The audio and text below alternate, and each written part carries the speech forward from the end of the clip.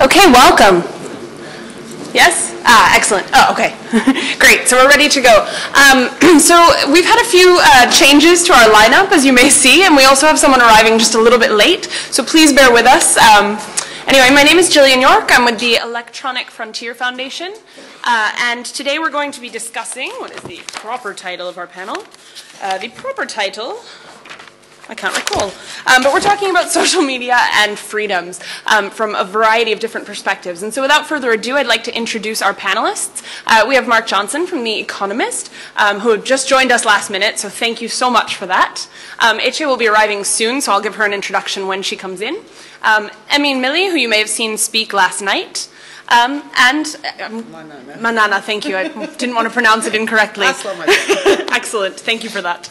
From Internews. And she will be speaking in Russian, so please you've got your translation if you need it, have that ready.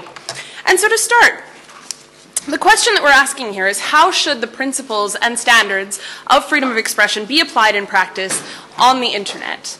So we've got a variety of perspectives to share with you today, and we will not be doing presentations. We will just be diving right into the discussion.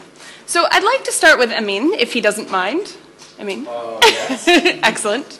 Emin, from your perspective, from Azerbaijan, what are you seeing right now, and how are you seeing the principles of free expression applied, and what do you think needs to be done? I know you talked about this a bit last night. Yes. I think that the world is big and there are many countries, and each country has different needs, and it is basically even people in different countries. Oh, sorry. I'm sorry. So what I was saying is just that in different countries, the needs of internet users or of population is basically different, and people have different concerns. And we talked about it yesterday. If you take Maslow pyramid of needs, first you need to fix, very basic problems, or it is thought to be this way, and it is in a way, that people have to take care about food, roof, and then, ideas and more specific needs, are arising in minds of people. The same with internet. In my opinion, yesterday with my French colleague, Jeremy, we were arguing about it because when someone took picture of us, he said, just with one condition, don't put it on Facebook, And I said, wait a minute, I agree for someone to take my picture just with one condition, so it is on Facebook. So and we started to argue about Facebook, and he started to tell us that actually,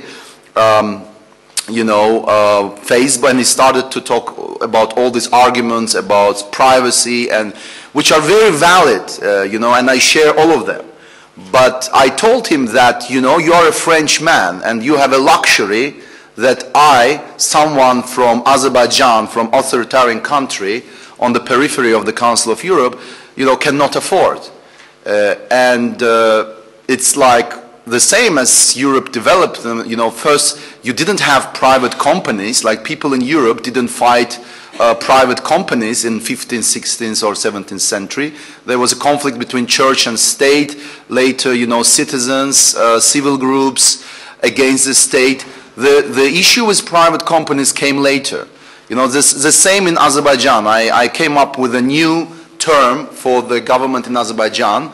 I call it now feudal fascist regime. And why feudal? Because in Azerbaijan you have the whole economy basically split, like the oligarchs, they own each of them one part of economy. And let's say if you're Minister of Economy, you cannot, do anything. You have no influence on customs. It's the same system you had in Europe, let's say at some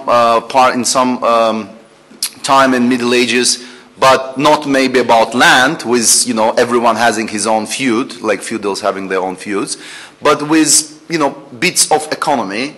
And then the latest also developments with, with burning books of the writer and these sort of scenes, or a politician calling to cut off the ear of the writer and offering 10,000 manat or 8,000 pounds for it. Like it just, makes me to come up with this term. So when what is the avenue for me? What is the platform for me to communicate what I think about, what I care about? It is, of course, Facebook. This is my newspaper. This is my samizdat. This is something I just cannot be, with all my due respect to everyone who fights for more freedom on the internet, but from global perspective, from perspective of, in a way, a global citizen who satisfied his basic needs. I come here from a different perspective, as a global citizen who lives in a country where our basic things are still not fixed. And when I talk about basic things, I mean that we still don't have a country where laws are applied in a way they are written. Nothing more, nothing less. So with that in mind, I mean, you mentioned the pyramid of needs, and I certainly, for those who saw last night's presentation, I certainly empathize with your perspective on corporation versus government. But in that pyramid of needs, for you, and it's a short answer so that I can move on after, where do you see freedom of expression, and specifically online freedom of expression, falling into that pyramid for you?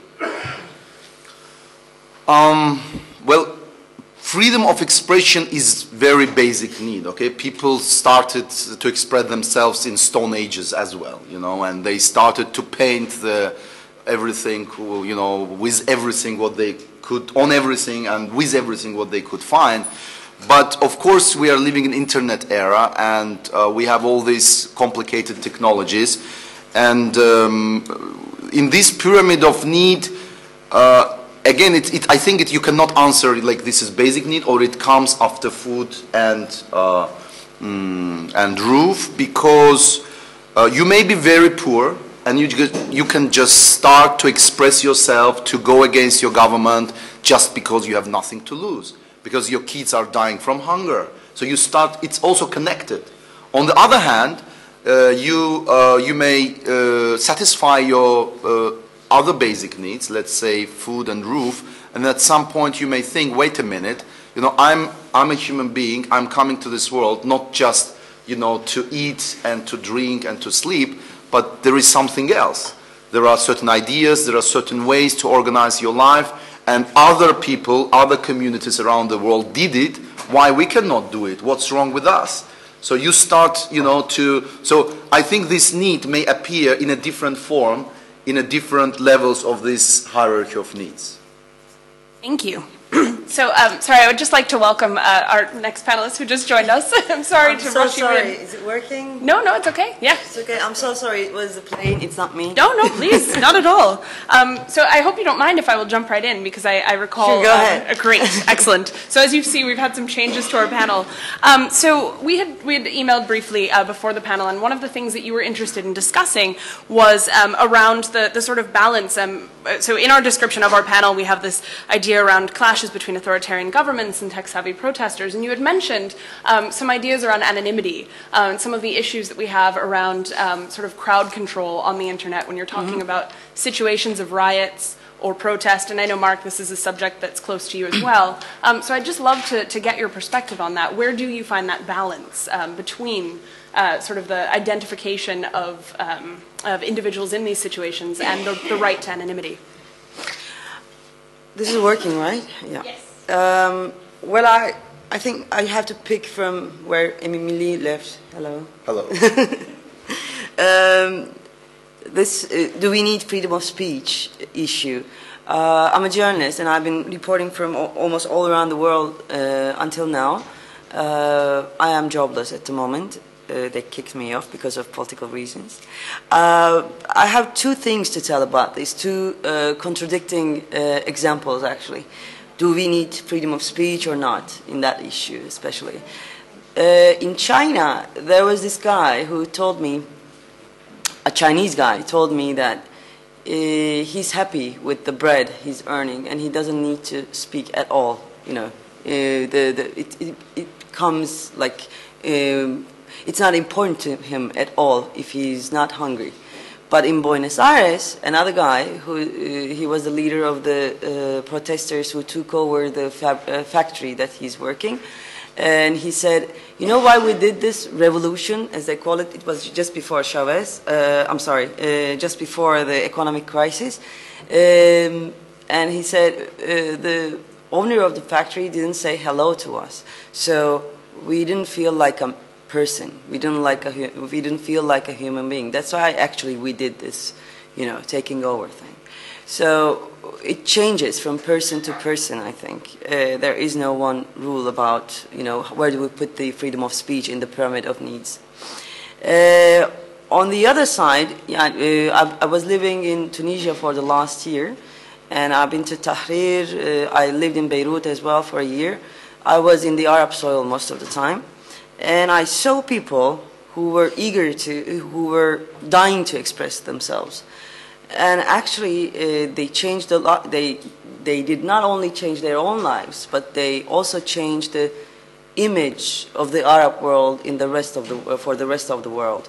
And they changed their, you know, definition of being, not only for themselves, but for the rest of the world, and especially for the United States. And I'm sure you remember that the person of the year for the Time magazine was Arab lady, a young woman who was wearing a bandana, who was like a figure from, anonymous figure from Tahrir. So although the Hollywood industry and cultural imperialism produced this image of terrorist Arabs after 9/11, they by themselves, without any industry, by only Twitter and Facebook, changed the image, and they, in a way, beat the Hollywood with only their iPhone, their cell phones, mobile phones. So I think for those who saw that they can change the world themselves and the meaning of life, now know that they need freedom of speech, like nothing else, more than anything else maybe. And our needs, we invent our needs. We find out our needs. We don't know if we need things before we taste them. So once you taste freedom of speech, freedom in a larger scale, you know that you need it. But the guy in China might not have tasted it yet, so that's why he might say that, well, I'm not sure if I need freedom of speech if I earn my bread every day. And they changed something else too, I think, through Twitter, through social media. They, once again, after a long while, they gave meaning to the world. It's not only for Arab citizens who were in Tahrir or in Kasbah, but also in Madrid and in Greece as well. And I think with all these people speaking through social media or being there with their buddies on the squares, they once again told us that freedom is our need. So I think freedom of speech issue should be considered like this. We don't know if we need it if we don't have it. And you mean the the trust issue, the anonymous figures and that, right? Did I get the correct question right? Maybe. Maybe yeah, I but didn't get it. yeah, no, sorry. it's fine. No, that was actually fantastic. Actually, if you don't mind, I just want to tack on to that with something that Mark and I had talked about briefly, and then I'll come back to that question. Sure. Which was sort of we had mentioned during the coffee break, and like I mentioned, Mark has just joined our panel, so I feel so bad throwing this at you, but. No, I don't. But we had discussed briefly sort of what's happening in the UK and these freedom of expression issues there. And is it going too far? What does the regulatory space there look like, particularly around social media? And then I think I'll come back in a moment because I think this will... Yes, thank you very much, Gillian. Hello to everybody. And please I do apologise for the scruffiness of my thoughts, but I know there's a lot of intelligence in the room today, and I hope that you'll take part in the discussion with us a bit later. I'd like to give you a view from Britain. We in Britain have a very enlightened government who are very excited about the opportunities of digital technology and who are doing, as far as I can tell, quite a lot to stoke the digital industry and to update the laws to be more appropriate for the 21st century. And Nevertheless, we face a few challenges in making sure that social media is properly regulated. They are not challenges that compare even slightly to the challenges that some of my other panelists face further east in Europe, but they're problems nonetheless. And I sympathise with Emin's concern that in his country the laws are not applied in the way that they are written. In Britain, I think our problem is the opposite, is that the laws are being applied in precisely the way that they are written, and those laws are not necessarily appropriate to the way that people are using social media today. And there are two examples of this that have come up over the last year that I'd like to briefly talk through as an example of how to regulate and how not to regulate social media and how to govern free speech issues. The first is to do with free speech on social media. We've had many cases over the last 2 years of users of social networks like Facebook, Twitter and Google Plus being arrested and taken to trial often for unwise things that they have written. These are things that are offensive or indecent or in some cases allegedly threaten violence. The most famous example of this has become known as the Twitter joke trial. It's gone down as in history and you may have heard of it. This was a man called Paul Chambers who allegedly, well, he did post a tweet when he noticed that his local airport was shut because of snow. He wrote, Robin Hood Airport is closed. You've got a week and a bit to get your shit together or I will blow the place sky high. A joke, not a serious threat. And all of the people involved, the police, the security service, recognised that this was not a serious threat, but the laws of the land required them to continue passing the case upwards, and Mr. Chambers was convicted of making menacing communications, and it took 7 trials for that conviction to eventually be quashed. There's been a couple of other issues. We've had people arrested for burning poppies on YouTube. Poppy, of course, is a British symbol that we use to remember our war dead. And there are many other examples.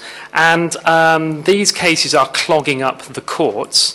And they're clogging up the courts based on old laws. There's some interesting background to the laws that are being used to convict social media users.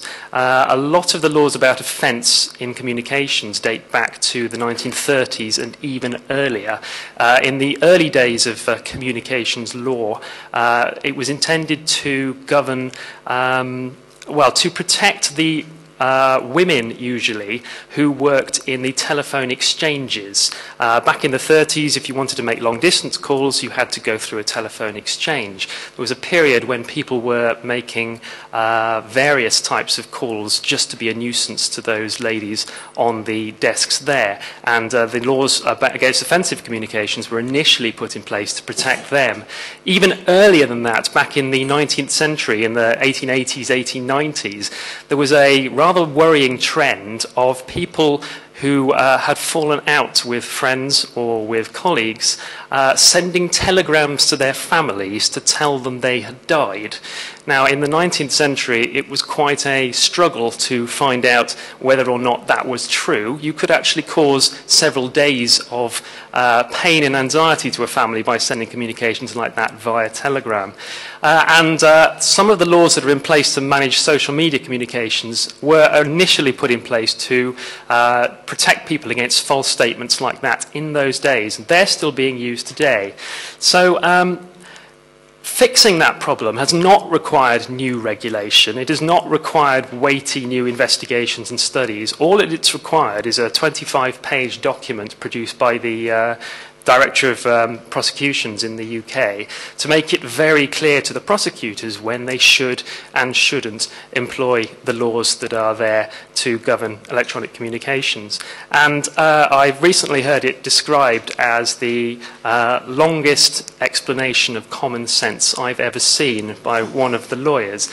Needless to say, that is still important. It's a light touch way of fixing a problem that we've had. It doesn't mean changing the laws, it just means making sure that they're being applied and interpreted appropriately and preventing this mechanical use of them to, well, in ways that they were never intended to be used. And I'm sure that's a challenge that many other countries with very sensible laws are still facing. I can go on if you like to the second. I've talked too much, but the other example is about surveillance, which I can discuss if you like. No, we'll come back to surveillance. Oh, okay. Excellent, excellent. So I am going to curb the anonymity question for just a moment, just to give our other panelists a moment to speak. Manana, by the English speakers. Manana would like to raise the issue of content quality, and particularly in respect to the media situation in Armenia.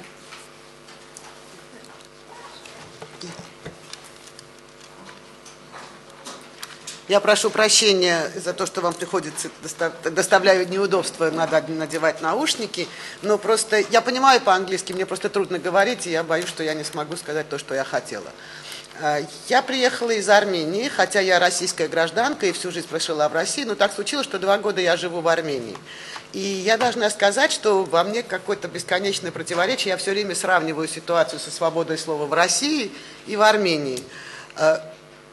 Я не знаю, к счастью или не к несчастью, но факт остается фактом, Армения ситуация побеждает. Потому что надо сказать, что, как ни странно, маленькое, бедное армянское государство, находящееся в состоянии замороженной войны с нашими соседями в Азербайджане и сложных отношений с Турцией, тем не менее, если не считать там, я не знаю, какие-то отдельные информационные войны, которые, к сожалению, происходят между нашими странами, в общем, разрешает свободу интернета. И в этом смысле, казалось бы, все очень хорошо. Facebook работает, растет невероятными темпами, количество пользователей увеличивается каждый месяц, очень развита российская сеть «Одноклассники» в Армении и довольно высокий уровень доступа к интернету. Но при этом вот, больше всего меня волнует то, что содержание контента в этом самом Фейсбуке или там, в интернете в целом, в армяноязычном сегменте крайне, я бы сказала, низкое. Недавно Ереванский пресс-клуб проводил мониторинг использования интернета кандидатами в парламент Армении. И главный вывод, который они сделали, все кандидаты имели полную возможность высказать любую точку зрения, но сказать им было нечего. И это, мне кажется, ситуация, которая существует во многих наших постсоветских странах. Да? Политикам нечего сказать, у них нет большой разницы. Они, к сожалению, в интернете не проводят как бы такую значимую, я бы сказала, содержательную какую-то политику. Есть такой российский активист в интернете Иван Засурский, он работает в МГУ, и как-то пару лет назад Иван высказал формулу, которую он везде повторяет, и она мне, честно говоря, очень нравится. Он говорит, что счастливое информационное общество – это общество, в котором работает формула контент, умноженный на скорость циркуляции и умноженный на доступ в квадрате. И вот мне кажется, что в каждой стране вот часть этой формулы, в зависимости от того, как развита часть этой формулы, где есть контент, где есть действительно скорость циркуляции и есть этот доступ в квадрате, вот от этого зависит состояние общества, уровень интеллектуальной дискуссии в этом обществе, уровень изменений.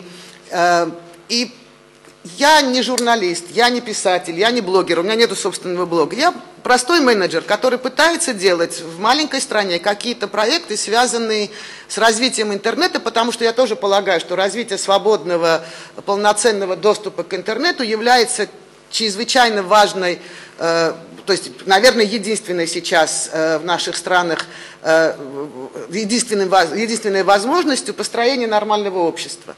Так вот, меня вот в связи с этим, вот в этой формуле, больше всего вот относительно Армении расстраивает последняя часть, доступ в квадрате. Потому что, когда ты живешь в столице наших, я думаю, что во многих республиках это так, бывших советских, когда ты живешь в столице, тебя радует огромное количество молодых людей, бегающих по всему городу с айфонами, с айпадами, которые бесконечно посылают твиттеры, используют интернет для того, чтобы там, я не знаю, собираться и защищать какие-то конкретные экологические вопросы, решать еще какие-то вопросы. Но когда ты отъезжаешь от столицы на 100 или 180 километров, ты попадаешь в общество, которое живет совершенно в другой парадигме, в другом времени, я бы сказала. Поэтому вот размышляя об интернете, делая какие-то проекты, связанные с интернетом, мы все время должны помнить о том, что необходимо развивать как этот доступ бесконечный, так и значит, содержание этого контента. И поэтому для меня сейчас, вот в Армении, самое главное слово и самая главная задача, как мне кажется, это то, что модное нынче слово, которое называется media literacy. То есть образование этого самого пользователя этого интернета, возможность показать ему все огромные возможности, которые предоставляет интернет. И в этом смысле, мне кажется, вот у нас перед теми, кто вот в этом зале сидит, и людьми, которые, я думаю, что если говорить о пирамиде, которую Эмиль представил, мы те люди, для которых вот эта потребность в интернете, она очень высока, да, мы довольно на высокой ступеньке находимся. Я с трудом представляю здесь кого-нибудь, кто бы не считал интернет абсолютной потребностью для себя сегодня. Утром просыпаешься и первым делом, я не знаю, чистишь зубы или включаешь компьютер. Думаю, что уже многие из нас включают компьютер, а потом чистят зубы. Поэтому вот мне хочется, чтобы вот количество этих людей росло, и мне кажется, вот у нас у всех людей, которые представляют общественные организации, крупные институты, вузы и так далее, чрезвычайно главная задача, очень важная задача расширять вот этот доступ и количество этих пользователей, и обучать их, и открывать перед ними те возможности, которыми мы уже овладели. Я бы пока так ограничилась в двух словах. It's enough for you? Thank you. And I think many of us are probably guilty of checking our internet before we brush our teeth. Definitely. So I'd now like to open this up and hopefully provoke a little bit of conflict between our panelists. We'll see. But preferably not the regional kind. So we're talking about we're meant to talk about some of the limits to freedom of expression. And so I think everyone here has sort of touched on that a little bit. But what I would like to just sort of open this up and ask each of you and see where we agree and where we disagree is, what do you think the limits are to what are the limits to freedom on social networks? So for example, this is where I think the question around anonymity comes in, and some of the questions that that are described in our panel. What about national security and the right of users to receive and share information anonymously? What is the corporate or government responsibility when it comes to disclosure of user IDs? So those are both questions around anonymity, but I think we can also touch on things like hate speech. Where do you draw the line in regulating on these networks, be it by government or by corporation? So I'd love to just open this up to you guys and see what you think.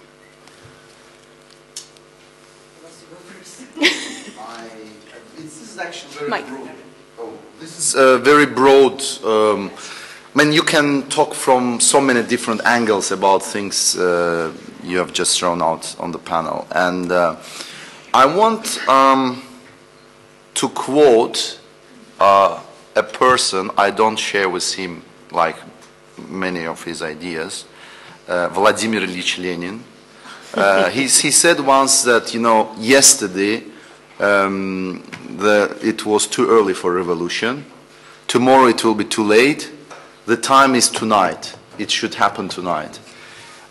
When I think about the questions you are throwing out here, I cannot, I just have to say that, I mean, again, many countries are different, and each country, when internet develops there and it spreads, it also, it's not just technical availability of internet is important, but it's also very important how governments catch up, with understanding what is the internet, what is the power of it, how they can, applying even networked authoritarianism, because in countries like Russia or Azerbaijan or Armenia, internet is technically free, okay? And my argument always has been, but, technically free internet, it doesn't mean that people are free and we can freely use internet. These are two different things. And let me come back on a specific case of Azerbaijan and give you, by examples and statistics, interesting development in Azerbaijan and how the understanding of government was changing or not changing. And I'm not afraid to talk about it because government may tape what I say now, but I'm sure in a month the situation will change and they will still, will have to catch up and probably will fail. I think in Azerbaijan we had recently I mean, everything what happened in Azerbaijan in January, just 1 year before. I mean, I was at Stockholm Internet Conference, and I wrote last year a dissertation about, new media and Arab revolutions at SOAS. So I was quite skeptical, and critical about balancing the power of new media and does new media really matter, when we talk about revolutions, or revolutions just happen and new media is just, some detail. I think in Azerbaijan, concretely, 1 year ago, I couldn't even think that what happened in January would be possible. But what's going on in Azerbaijan is really a new media revolution. Imagine we have today, out of 9 million people, now more than 1 million people have Facebook accounts. More than about 60–70%, at least officially, have access to internet. How they use it or not, it's another issue. But what is a fact is now in a public sphere, which is out of control of government, hundreds, thousands of people participate, they read, they watch YouTube. And recently we had, let's say last year, a guy who is sitting now in Strasbourg and putting online the things, all his conversations he taped with the government officials for years, where basically you can see a high-level government official saying that, we are selling the seat in parliament for $1 million. Head of presidential apparatus was opening with a screwdriver the case where there was $1 million. So truth became suddenly naked. Hundreds, thousands of people watched it on YouTube.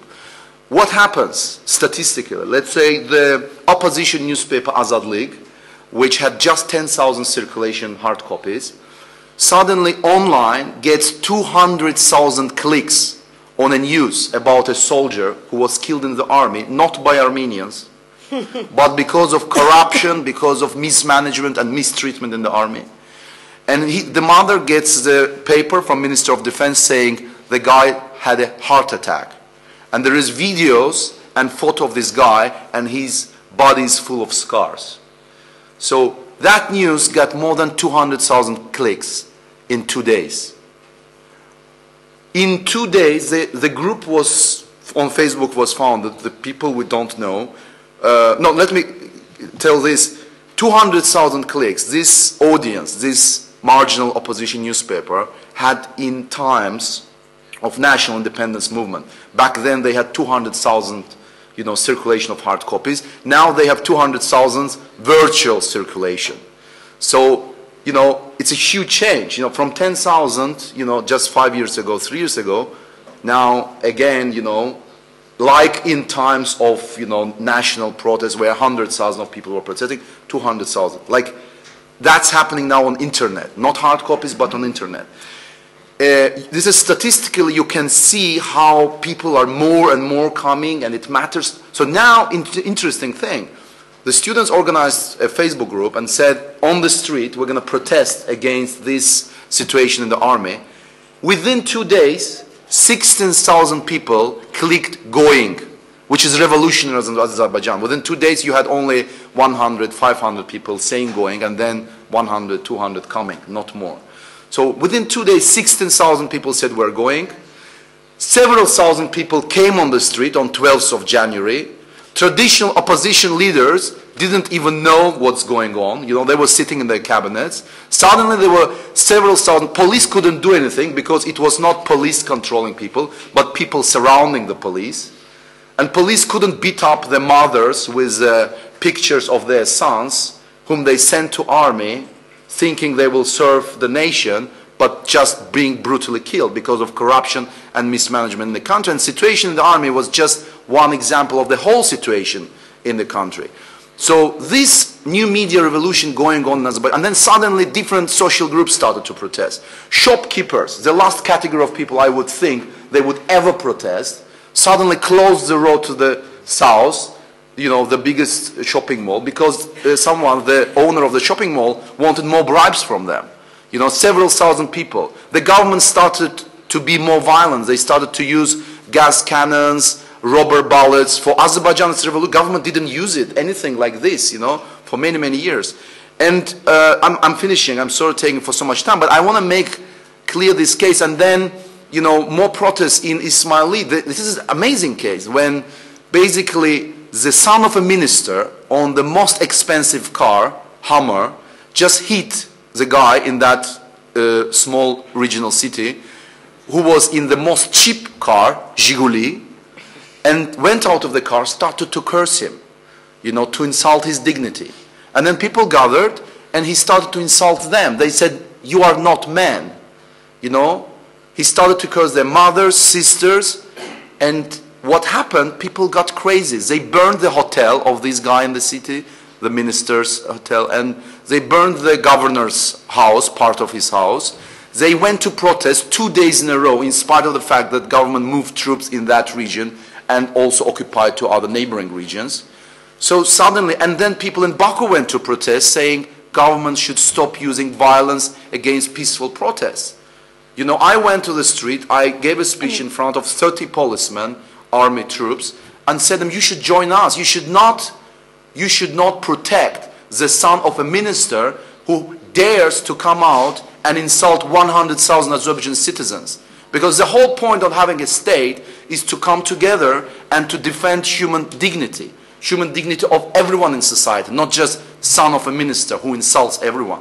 So, these examples, I put it all together to show you that something, what I thought wouldn't be possible in Azerbaijan 1 year ago, is possible today, because when I was going to Ismaili to see what's happening there, I was going with my friend in the car, and the troops were moving there. So I was taking picture of those troops moving to Ismaili, and tweeting and writing about them, and showing their pictures that I'm actually moving ahead of them. I'm actually ahead of them, and this is symbolic about how governments are behind and will always be behind on global level, yes, but also on local level, because they may think they are using, let's say, these black boxes, in Azercell in Baku, with these telecom companies to, see. But when people are losing fear, and that's what's happening in Azerbaijan right now, the governments may use all the technologies they have. They may bring everyone, army, policemen, on the street. But, if I come on the street and say to police, join us, and then everyone says it, and then the policeman joins us, army joins us, then, the government, the bunch of crooks and, bandits, they will just either go to jail, or people will kill them, or they will leave the country. That's what happened in some Arab countries, and I think that's what's going to happen in Azerbaijan within a year, 2 or 3. And doesn't matter what sort of, technology or any approach the government takes. If governments like in Azerbaijan, they don't reform, they don't stop being, insulting their own people, it's just not going to work. Thank you. You wanted to intervene? Yes. Я хочу ответить на ваш вопрос, Джиллиан, по поводу свободы индивидуальной и свободы вообще в Фейсбуке. Мне кажется, конечно, это абсолютная аксиома, что индивидуальная свобода, каждый определяет границы ее, каждый определяет сам. Это зависит от твоей смелости, от твоего образования, от массы факторов, и ты там сам определяешь, до какой степени ты открыт в этом интернет-пространстве, до какой ты закрыт. Но если мы говорим в целом о свободе и несвободе в этом онлайн-пространстве, мне кажется, что это напоминает какое-то, знаете, море.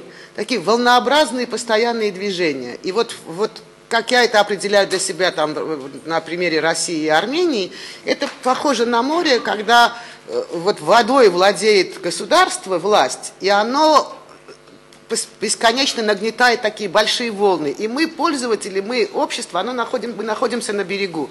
И в зависимости от того, и общество, я не согласна с вами, Эмин, мне кажется, наши правительства уже давно научились опережать в каком-то смысле протестное движение, протестные настроения, они его уже хорошо знают, они его понимают, они очень активно используют политику подвешенных на крючке людей. То есть, понимаете, нету открытых репрессий, не всех сажают блогеров, кто пишет какие-то критические вещи, в тюрьму, но тем не менее, выхватывая из толпы на берегу одного человека, одного какого-то индивидуума, открывая против него уголовное дело или даже там иногда сажая и так далее, они увеличивают эту волну страха, они на эту волну страха садятся и начинают, эта волна, она идет к нам. И нам надо научиться сопротивляться, научиться плавать в этой воде, научиться так плавать, чтобы волна нас не смела, чтобы волна нас не унесла в воду. Поэтому это, мне кажется, такой интернет же самоочищающийся организм, и мы это понимаем, как мне кажется. Поэтому в этом смысле и страх, и сопротивление, это вот они находятся в постоянном балансе и в движении, и в зависимости от того, чем больше будет людей, которые умеют плавать и умеют выплыть из этой волны, тем лучше будет ситуация в каждой из наших стран. Может быть, слишком поэтическое сравнение я привела, не знаю, но у меня все время вот это в голове вертится, что государство, как виндсерфер, садится на большую волну и пытается выхватить кого-то с берега, а мы должны научиться оттолкнуть и может быть, вот как хороший виндсерфер, научиться плавать на этой волне. Прошу прощения, если не очень понятно высказалась. Thank you. Well, this self-cleaning organism issue, we have this tendency to believe that internet, social media is spontaneous, is like individual-based thing. Well, I don't think so. That's why I don't think that it is necessarily self-cleaning. We in Turkey, and also in Arab world, and Iran as well, or in many other countries, we experience the digital armies now who are, supporting the government, who make lynches, who's lynching people, or who are manipulating, who are disinforming. And we had, huge experiences in Turkey very, very, short while ago. And we learned that the government has 20,000 people on Facebook and on Twitter just to, support the policies of the government. And they are acting, so-called, on their account.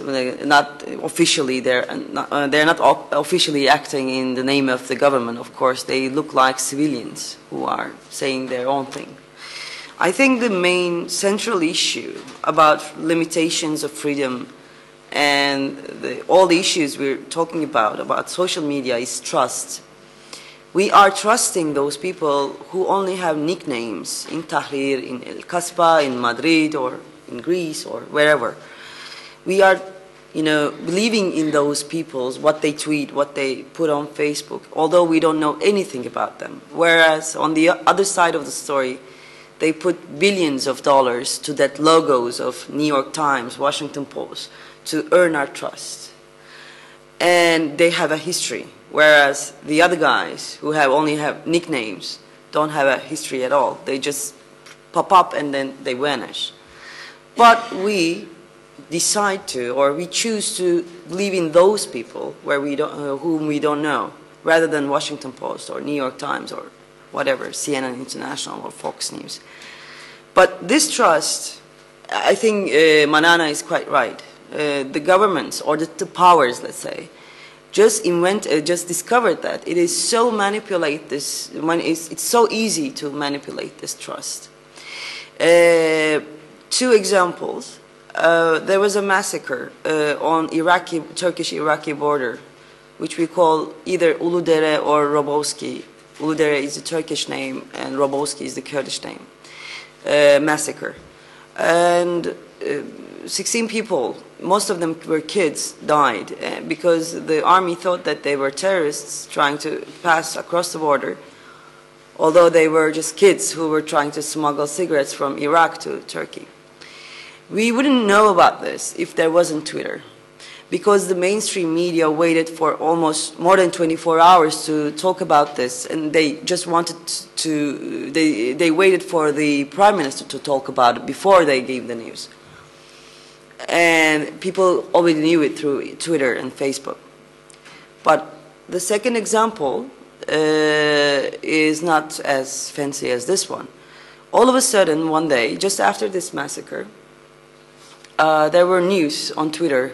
People were tweeting, saying that they're using chemical weapons against Kurdish people on the mountains in Turkey. And we all believed that. including me. And the Kurdish party leaders believe that. And huge crowds started walking to the mountains just to stop this or to protest this. And like after several hours, we understood that it was just a false news. It was a disinformation. And we couldn't dig out, you know, nobody could understand who did this.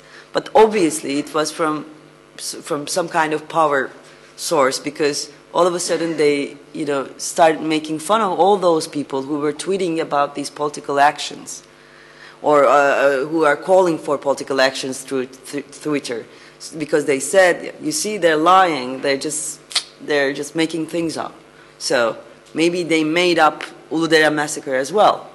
So they played with the tool very, you know, in a very masterful way. So I think the trust issue, and we should formulate the trust issue before we go to the limitations of freedom. Who shall we trust, and who can we, and how can we trust, and what is the limitation of trust? I think the answer to this question will answer to the other question, which is the limit of freedom of, you know, tweeting, let's say. I think that's a great question, and I'm curious, Mark, as a journalist, what you might have to add to that. Well, I'm quite interested by this idea that more and more governments are ploughing more and more efforts into leading the conversations on these sites. I've not heard about it in Turkey, so that's interesting to me. The most famous is, of course, the mythical 50-cent army in China, who may or may not exist, and I'd love to do a bit more research into that. So we will see what comes of that. Keep an eye on The Economist for more. But I actually, in the long-running debate over whether social media is a problem for authoritarian governments or an opportunity, I actually take this idea that they are resorting to these armies of commenters as a sign of weakness. There's almost a sense that as the less well-funded regimes realize that censoring the web and building giant firewalls is harder than they expected, they are instead resorting to increasing propaganda, basically. I think that this is a positive sign rather than a worrying sign, but it does present new challenges.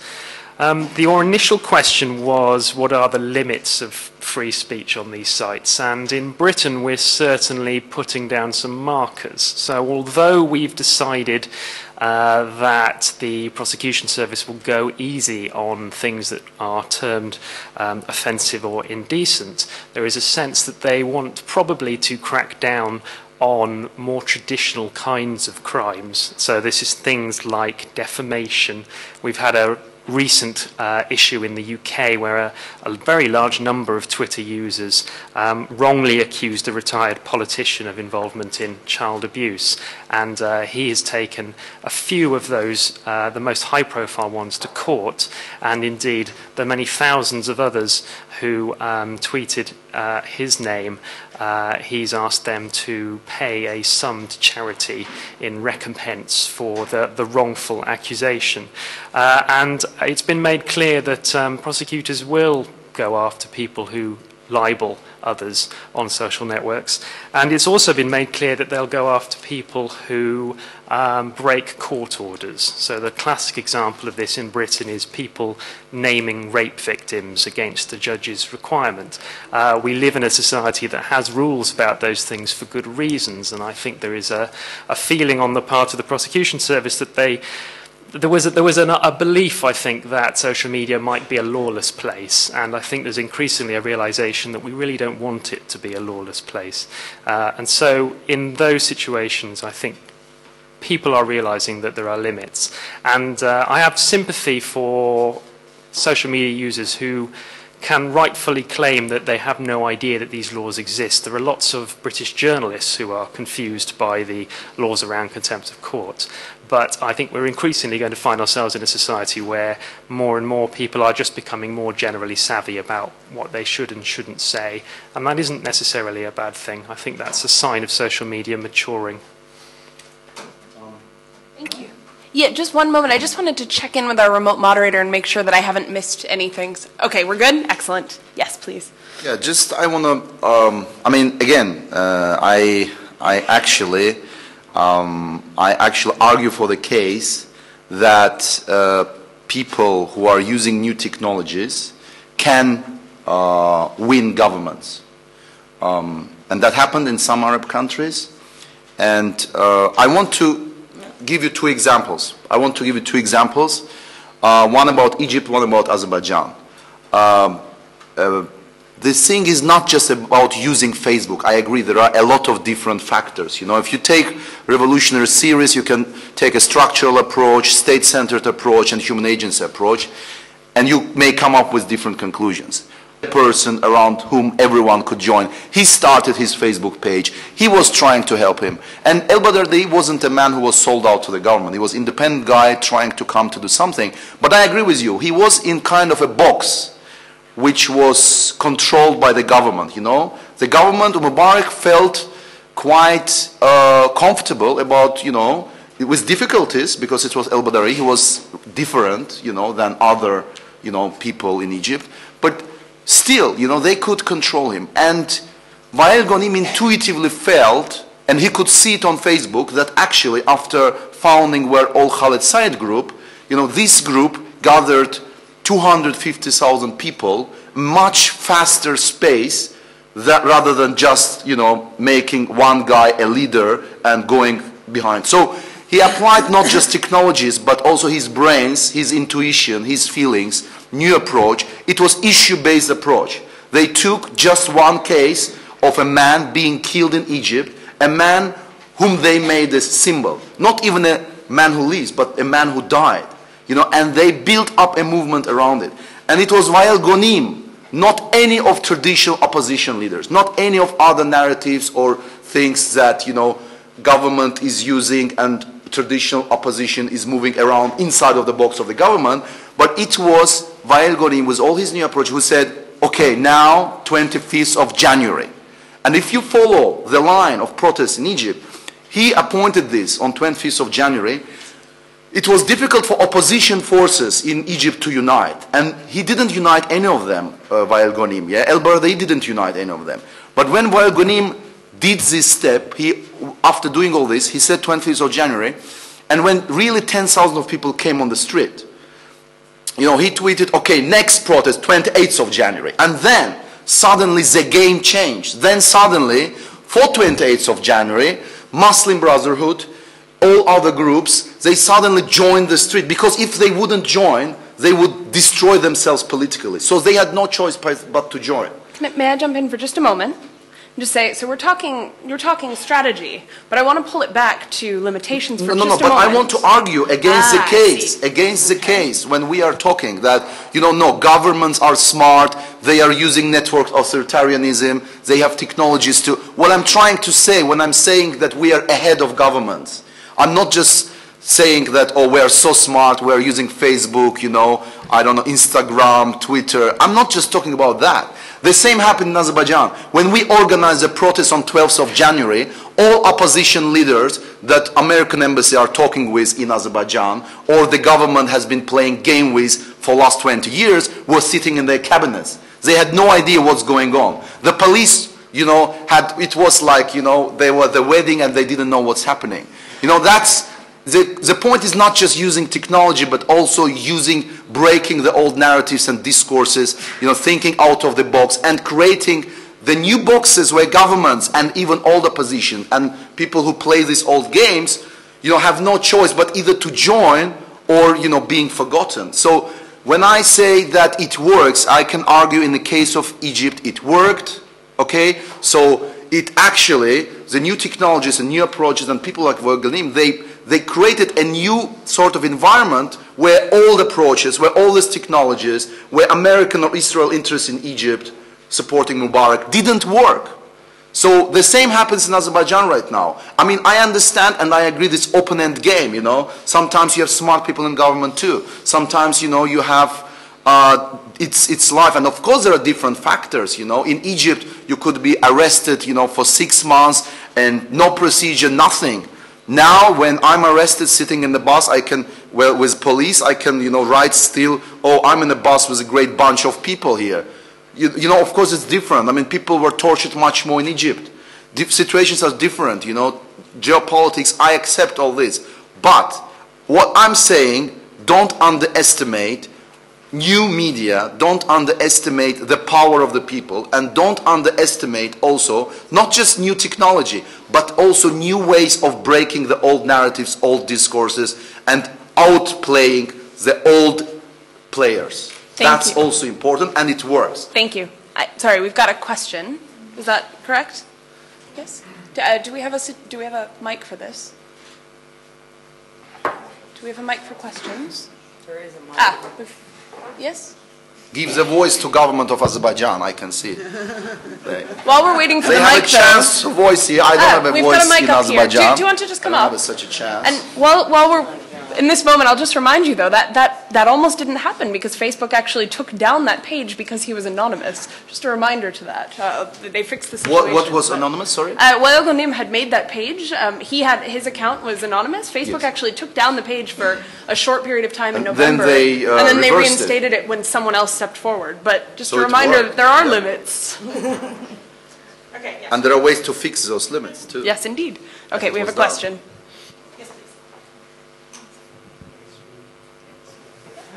Well, I think we need to acknowledge that that we're talking about internet as a platform, that ideas get formed, and these ideas could be political ideas, but could also could be some other general ideas. So we need to maybe it's a question. I think maybe the question is we need to distinguish between use of this platform in ideas that has a criminal base, or ideas that form to exercise some freedoms. And these are two different discussions. I just go. It's not a competition between government and oppositions. It's a platform. It's an environment, not traditional environment that we used to have, where it creates some opportunity. And as you said, it's this opportunity threats some regime that is not open and not democratic, but probably this opportunity also creates some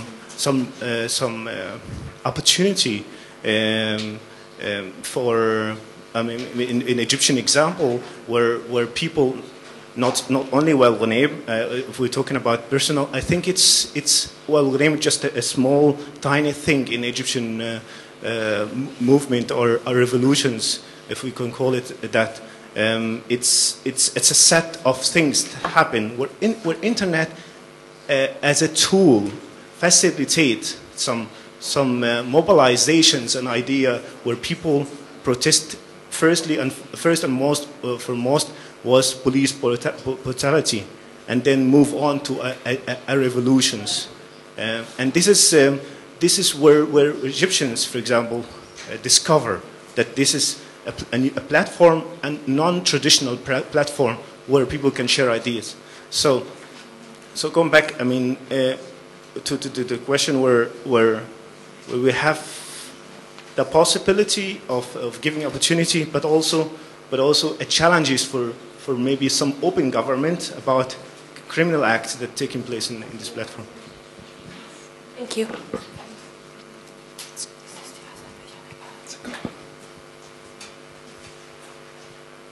Okay. As I understand. Okay. I'll raise some issues. First of all, as I mentioned, could you please present yourself? Yeah. My name is Bakhtiar Mamadov, representative of the Ministry of Communications and Information Technologies.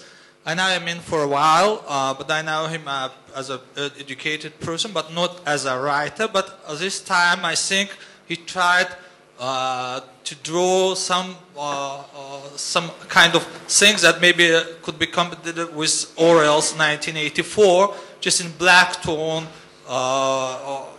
what's going on in Azerbaijan. But I think Emin himself could feel that since 2004, in terms of the development of the internet, access of the people to the internet, Azerbaijan gained a lot success. Just one sample, since 2004, you can give just very few countries where price of internet, speed of the internet has been such a tremendously changed. And government of Azerbaijan, you can't find any maybe other representative of the OSCE country where government itself allocates huge amount of money for making access for fiber optic for each home. And this year, government allocated 103 million euro about for making fiber optic for each home. Emin mentioned yesterday and today more than 1,013,000 population, which is 12.2% of the Azerbaijani population, are Facebook users. And all this shows that government are really taking care about the access of the people to the modern trends. Of course, current social media, it's a reflection of the new trends, and Azerbaijan goes with these trends, and there's no any restriction of internet, and internet is free in Azerbaijan. Sorry, do you have a question? And just also just another fact I would like to say is that this year has been announced in Azerbaijan as the ICT year. Do you have a question for one of our question. panelists? My question is, Emin, as a writer, as a Azerbaijani citizen, do you feel this changings, this improvement in internet development or people's access to these things, or Emin just sees that government is such a big obstacle in development of the people, and just for Emin, ideal is like what's going on in Egypt or in Libya, and everything should be destroyed. This is, my point. Or do Emin likes such kind of development and new trends in Azerbaijan? Just last point, Azerbaijan recently, a few days ago, let's let him answer the question. Yeah, we have limited time. Launched Thank you. its own satellite. It's again for securing good access to the internet. It's do you see this kind of positive change or not? Yes. Actually, if you carefully listen to me, at the very beginning of my speech, I said that internet is technically free in Azerbaijan. And also during Internet Governance Forum, in my open letter to the President, which was published in The Independent, I also made that point. And I never argued against this. You know, that's the whole point of my argument. This is part of my argumentation, that internet can be technically free. You know, the government can spread internet. And if you ask me why it happens, I thought about it. I said, why actually government would be interested, you know, in developing communications in a country like Azerbaijan? And my answer is, there is a lot of money in this. And, you know, the government people, especially in authoritarian countries, they love it, you know, to make money. They love that. I think sometimes what brings down these regimes is just greediness. And as I told you, I explained to you, economy of Azerbaijan is built in a way that it's basically split it up between different, you know, feudals. I cannot call them capitalists because the movement of goods and, you know, decision, it's not free in Azerbaijan. It's split up. So I think thanks to this system, you know, they invest in this, they make a lot of money, of course, because as you said, there are hundreds of millions of dollars invested, maybe billions of dollars invested in all this, and there are a lot of money, you know, stolen in these, you know, government projects, and Azerbaijan is the leading country in terms of corruption around the world. So that's, you know, about the positive development of technically free internet in Azerbaijan. So I never questioned that government develops technical internet in Azerbaijan, and I think it's good, but it's good for their pockets, and for us as citizens, you know, we are using their greediness, to take this and use against them. And as we discussed, and we have different opinions, and also in academic circles, there are different ways. I mean, different countries, authoritarian regimes, they apply different methodologies, and they believe they can control these communication platforms and communication lines.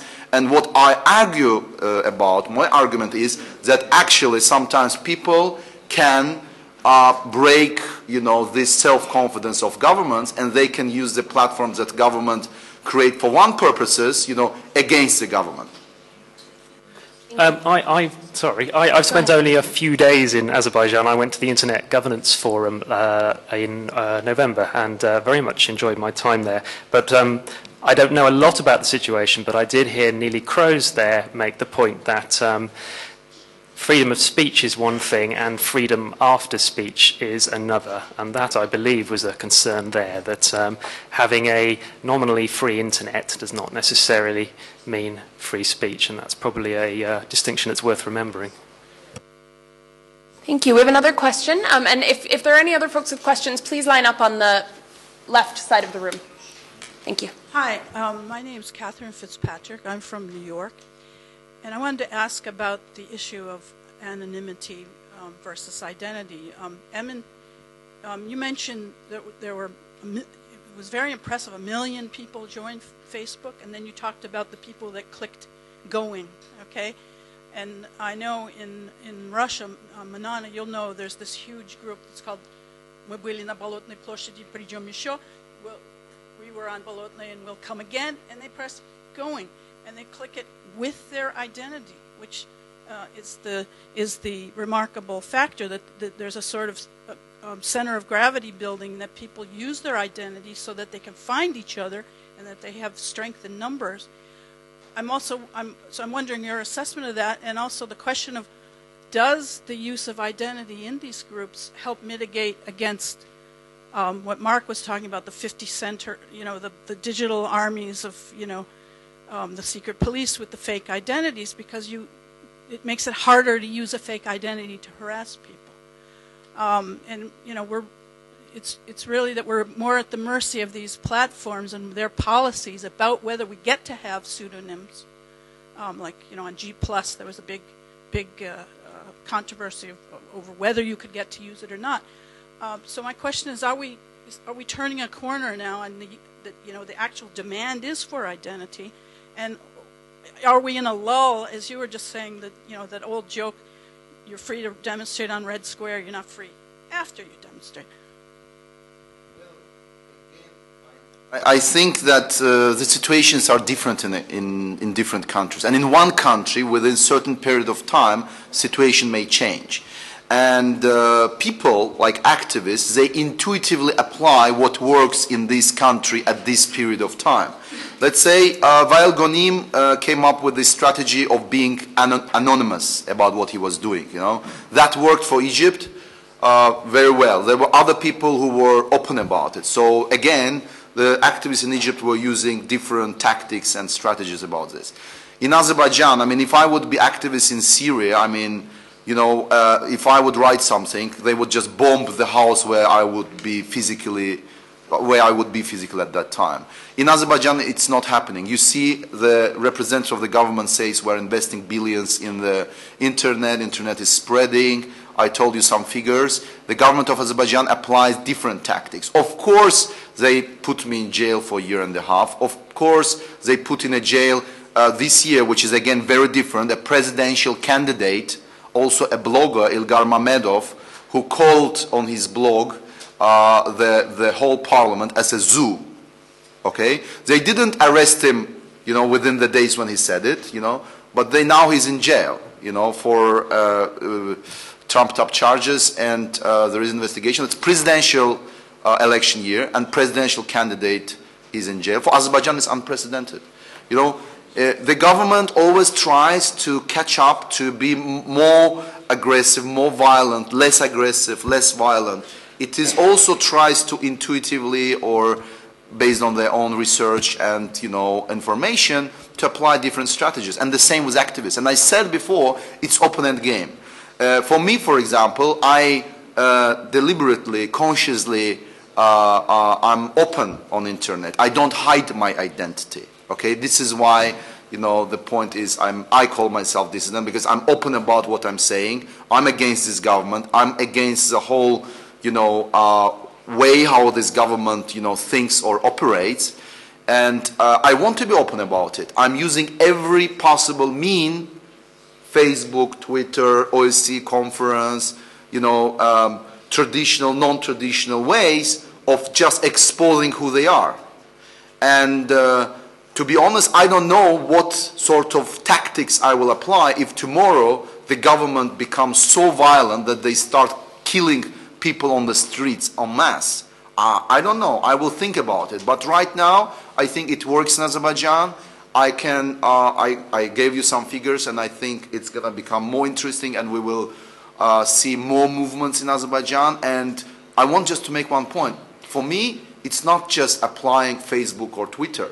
Right now, what I'm campaigning for is also for the opposition leaders, traditional opposition leaders, who failed to unite for the last 20 years, to unite with new generation of leaders, you know, to come up with one platform, to come up with one candidate. You know, it shouldn't be them, they can come up with some new person, and then, you know, to write a document and sign it that, you know, not to escape the situation of Egypt, of, you know, Tunisia and other countries, to make the change organized, less violent, and to, because you asked me a question, do I want Azerbaijan, you know, in the situation of Egypt or, you know, other Arab countries. So the point is, I'm thinking about all this. So I'm not just applying Facebook and Twitter, and people, my friends, and, you know, other activists and new generation civil society leaders. We're also thinking about breaking these old games of government, but also of our traditional opposition, and to come up with these platforms. So this, for 2 years, the government that we unite everyone, and we have 2-year transitional government. Not, you know, after revolution. Now, we should know everything now. We have our own standards, our own demands, our own ideas about politics. And we want for these 2 years, this transition from authoritarianism to democracy, and transition from presidential republic or monarchy to parliamentary republic. So my last sentence, we are using the anonymity, identity, and these other issues. We are using intuitively, and also our academic knowledge, our networks, we're learning from other countries, and we're trying to come up with something what's going to work in Azerbaijan, and, you know, make this change not violent or less violent, you know, but to come and to make this change. Thank you. Thank you. How it works for Azerbaijan. Okay, thank you. I know you want to make a point, so does Madonna. So we'll, sorry, I think... I just want to give an example where anonymity doesn't prevent people from Turkey. There's a group called Red Hack, and they're completely anonymous, and they cannot catch them. The government cannot catch them, and the guys are bringing down all the governmental websites you can imagine, and they are really funny. They're fun, I must admit. And since they couldn't, you know, pin them down, the government decided to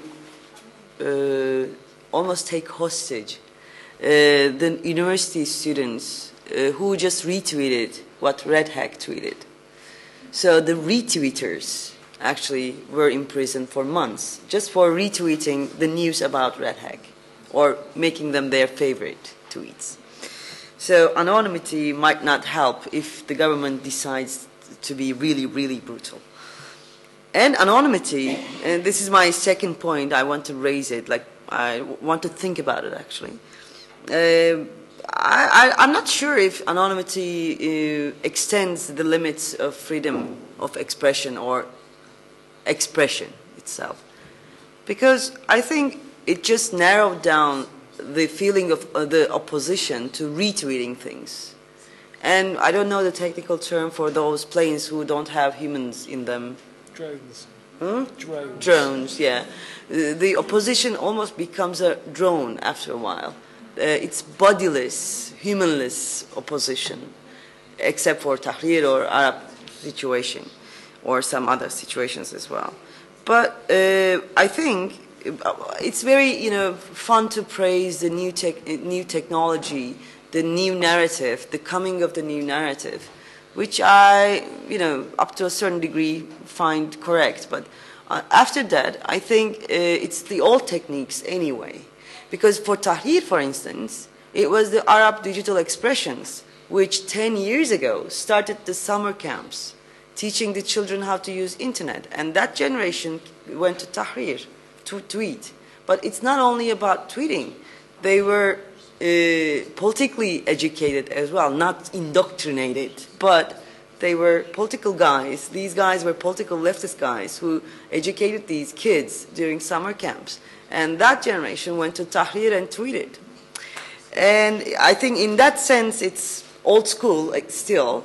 And if you want to, change the world or change the situation, it's still the old school. You go to the square and you shout.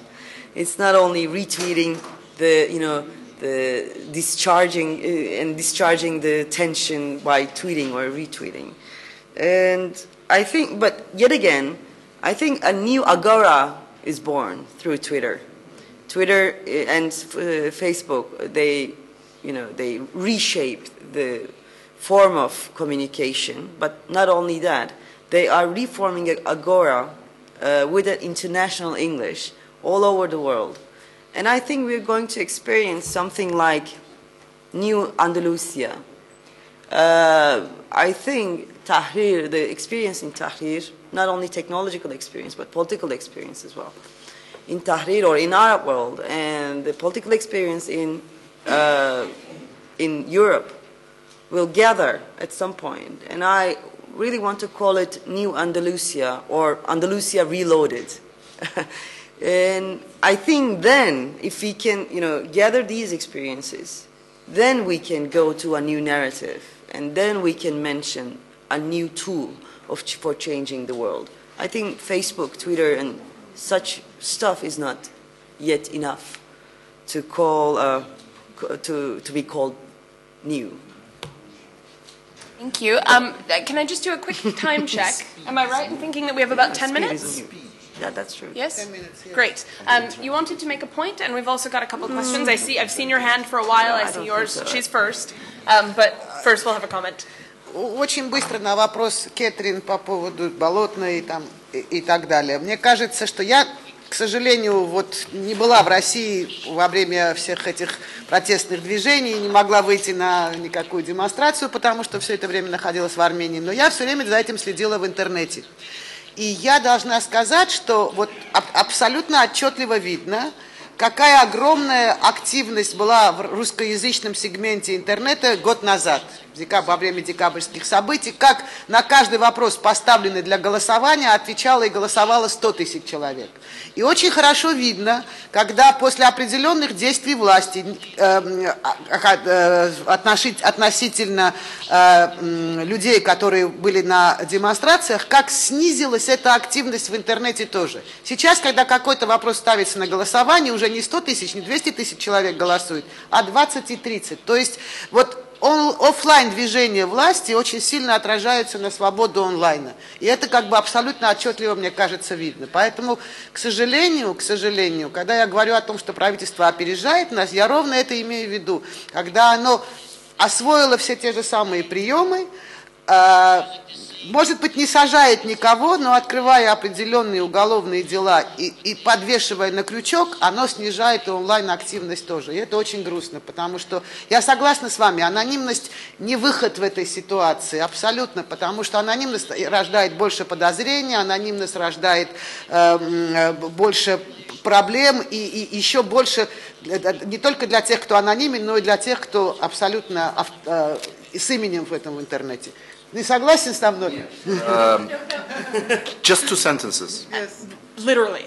The thing is with Russian politics, I'm not expert in Russian politics, but the reason why this movement cannot, triumph is, I agree, is old politics. Because in Russia you have Zhirinovsky, which 10%, when he gives a speech in parliament, I listen to him, I wouldn't dare to give such a speech, He's so vehemently against the government, and still everyone knows he's the crook of the government, but people just so he has 10%. Communists, another 20, 30%, They are, part of the system, And then the government created, Putin created this situation where the protest electorate is already split. And the challenge of new generation of leaders in Russia is not just to use Facebook or Twitter, but to see what strategies they should apply to break this old game.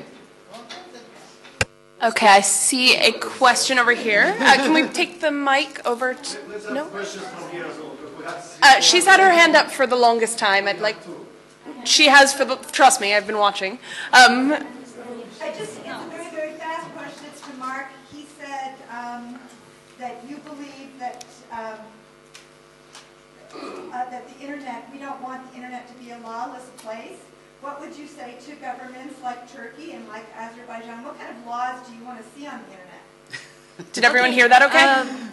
Just a second. If you Yes. I think that we have a less of time, we'll just take 2 questions. Okay, Maybe sure. then you That's can fine. ask, so we'll have all enough time. Absolutely. Well, I'm Nahida Abdurrahmanova from the Permanent Representatives of Azerbaijan to the OSCE. But I'm not going to comment on the issues raised about my country because I don't think that internal political situation is a matter of a discussion, neither in this session nor in the conference, nor particularly. It's not a matter of discussion. And in this case, actually... Sorry? Okay, and in this regard, I just would like to request you to call on the panelists, try to keep up to the point in their speeches, and not to just to broaden it, and not make it a session of one person. I think that one moment is missing in these discussions is we're talking about the freedom, about rights, and so on, but we are not talking about the commitments. And I agree with Yaroslav Skvartsov, who talked in the opening session, that freedom is not absolute. And if we talk about... we just cannot jeopardize our freedoms and our rights because you know that if you have it offline, you should have them online too. And if, for example, one person tried to use, and he claims that he's using the freedom of expression or the freedom of assembly and trying to hold some kind of rally, but in this regard, they're trying to violate the public order or the rights of others for their property because during that rally they just cause damage to that things. I don't really think that it's quite fair. I can understand that the border and the line between that freedom or that rights and commitments is very blurred, but actually it exists. And no one should not forget about that because if you want to enjoy your rights that given to you by all international human rights treaties, you should not forget it just to place in the shadow that there are not only freedoms and rights, there are also commitments. And everyone, if she wants to try to claim that the laws should be obeyed, then all norms and principles of international law as well as the national law it should be implemented as well. So you just not can enjoy absolute freedom of your own, you should also have to follow and implement your commitment. And in this regard, I just would like to hear thoughts of panelists on that, but all panelists, please. Thank you. Okay. Thank you. And shall we just take the third question as well, and then we'll let everyone answer these? Since it's our last question, I apologize. Thank you. My question is to Manan Aslamazyan because I've known her as a person who have been dealing with media professionalism and media freedoms in many countries of the CIS region. So my question is to Manan. We've just heard lots of comments and statements, one describing situation as black, the other describing the white, because some say that we don't have freedom of media, the others say that no, we have wide access to internet, because it gives an impression that it's all black and white, but reality usually is the opposite. So Manan, don't you think this, what we have just heard here is the situation that describes the natural process of democratization in the new democracies like Armenia, Georgia, Turkey, Azerbaijan, and I think the more access we have to the internet at the moment, that's the most important thing. The process of democratization, the process of strengthening the freedom of expression will continue. And what do you think of the role of OSCE in smoothing this antagonism between those who demand for more and those who resist against more of freedoms? And how do you think OSCE can help in moving this trend towards constructive results in ensuring the freedom of internet? And how do you think OSCE can play a role in ensuring that in such uncontrolled exercise of freedom of internet through new technologies, responsibility can also be ensured, so that to prevent the damage from such irresponsible exercise of the freedom, because I think to countries like ours... Sorry, we're not going to have time for all of those questions, so I think we'll have to leave it at that. Can he also introduce himself? Oh, yes, please. Yeah, I'm Elshad Farzalib. I'm the chairman of New Ideas for Media NGO that acts in Azerbaijan. Thank you. So with about 4 or 5 minutes left, I'm actually just going to ask our panelists to each give the response that they wish to, whomever they wish to respond to, for about 1 minute. I apologize, but I just want to make sure everyone, and I mean 1 minute, I'm not kidding, but I'm going to let Manana go first. Как человек, который находится на конференции ОБСЕ по его приглашению, конечно, я должна сказать, что ОБСЕ может играть очень большую роль в том, чтобы развивать интернет в Грузии, в Армении, Азербайджане. И мне кажется, очень серьезно оно эту роль играет, если не шутить. Поэтому в данном случае бесконечные контакты между блогерами, журналистами и регулярные конференции способствуют этому взаимопониманию. И очень часто все эти конференции превращаются уже даже не столько в спор между армянами и азербайджанцами, но и наоборот, азербайджанцы одного типа спорят со своими азербайджанцами, армяне спорят со своими армянами, потому что это уже спор подходов и точек зрения, а не межнациональные, как мне кажется, споры. И поэтому с этой точки зрения, мне кажется, не все это черное и белое. Очень много нюансов, и очень ситуация меняется быстро и часто. Для меня вот один из самых главных вопросов, на который я до сих пор не могу дать ответ, я быстро очень скажу, это история, которая произошла в Армении год назад. Молодая группа активистов, которые выступали против строительства некрасивых торговых павильонов в крохотном сквере в центре Еревана, собралась через Facebook довольно большую группу поддерживающих людей, и в течение 2 месяцев по очереди стояла, не пускала строителей строить эти павильоны, был большой скандал, было холодно, зима, ужас, но люди менялись и стояли на этой маленькой, крохотной, вот как эта комната, не больше, площади, не пуская строителей. И 2 месяца, и средства массовой информации говорили про это, и активисты, и Facebook бурлил, и все голосовали, и ничего не происходило.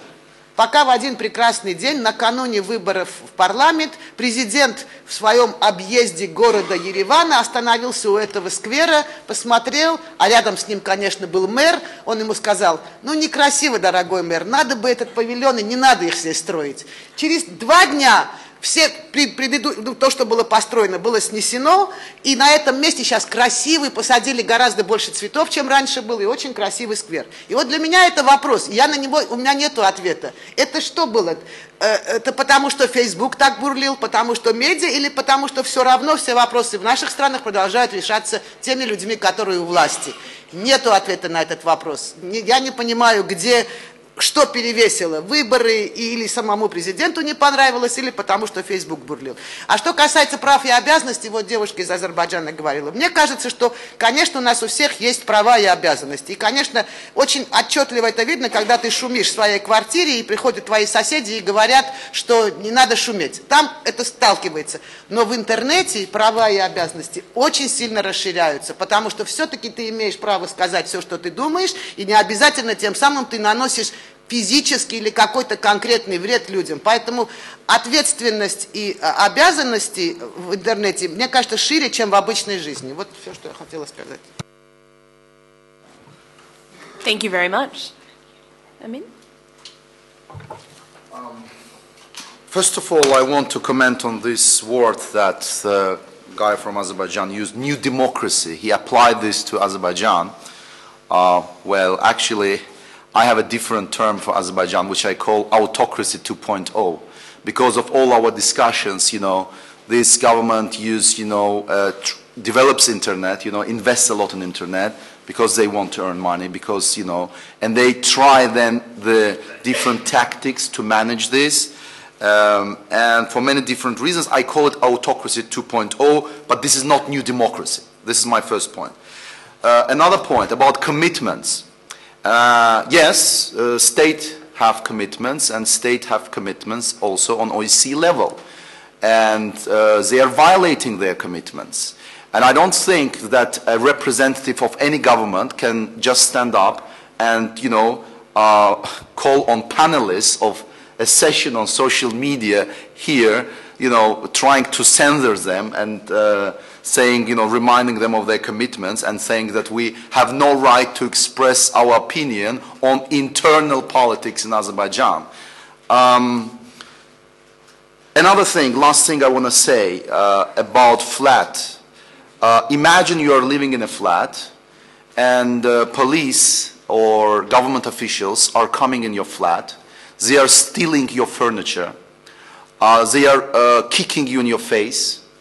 They are torturing you. And then someone in a nice tie, representative of government, enters your flat and say, please don't be noisy because you have a commitment as a citizen not to be noisy, not to disturb public order and peace in the country. So I think this is exactly the situation in Azerbaijan, and I would say in Armenia, in Russia, okay, and in many other countries around the world. And to be honest with you, I'm just speechless. I don't want to say anything about this. I think this comparison is enough, and this is how I would like to conclude my speech today. Thank you. My grandmother really couldn't believe that television is not a living thing. Every night when the news started, when the speaker says good night or good evening, and she was saying good evening, sweetheart. So the new media is something like my grandmother thought of. They see us when we speak, and we see them when they speak. So we see each other, and we call this interactive. My grandmother was quite interactive. That's why I thought interactive is not a new thing. But nobody could see that she was interactive. You never know. Now millions of people can see. You never know. I think other than that, everything is the same in the world. And the technique has changed, but the main story is the same. The one who runs away is always faster than the one who follows. And in some cases, like Emin Milli, more impressive. The one who runs away is always more impressive than the ones who follow. Thank you for your impressive and passionate speech. Well, lunch awaits, so I'll be quick. But I was briefly asked, what laws do I want to see enforced on the internet? And the simple answer is I want to see the laws enforced that are created by democratically elected governments whose people are capable of kicking them out of power if they decide those laws are no longer the ones that they want. Now, if your government lacks legitimacy, then your laws lack legitimacy, and not just in relation to the internet. So that's really all I have to say. Thank you to all of you, my distinguished panelists. This was wonderful. Thank you all. Go, eat, enjoy. You fed up, kind of.